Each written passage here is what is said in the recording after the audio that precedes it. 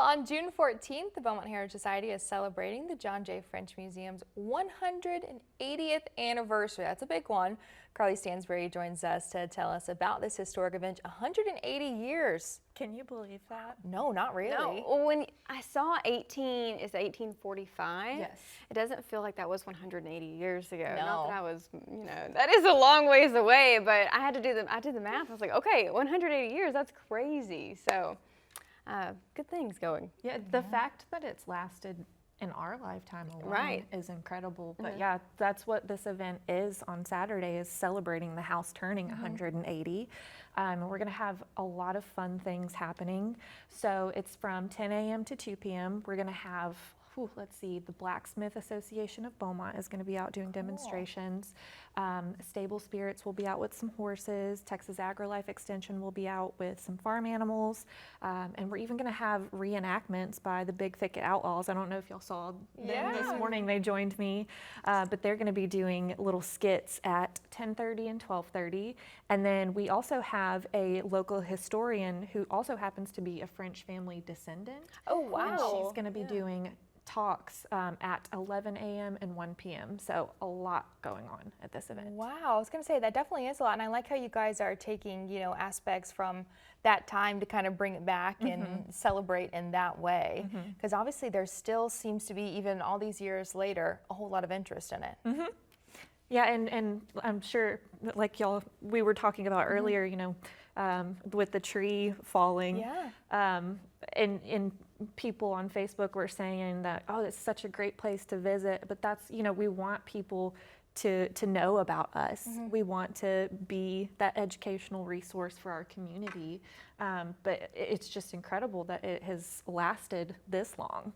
Absolutely, yeah. It's even more impressive since we have, we're talking about the tree, the hurricanes and whatnot, that it's still standing and it's restored to its, what it was originally. And it's truly, like, when you walk inside, a time capsule. Yes, yes. And so the goal of this event is to raise money to help keep the house around for another 180 years. So there is admission fees. It's just $5 a person, but every penny of that goes directly back into caring for the home, which, as you can imagine, is expensive. Yeah.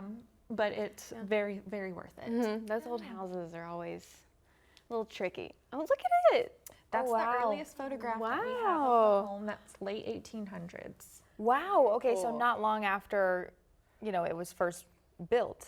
Probably about 40 years after it was built, yeah. Wow. And I mean, you mentioned, it is still in such good condition. And what's that process like of trying to restore it and kind of keep it in its natural state, but still good enough for folks to walk through and get tours and see a little bit of history? It is a process, for sure.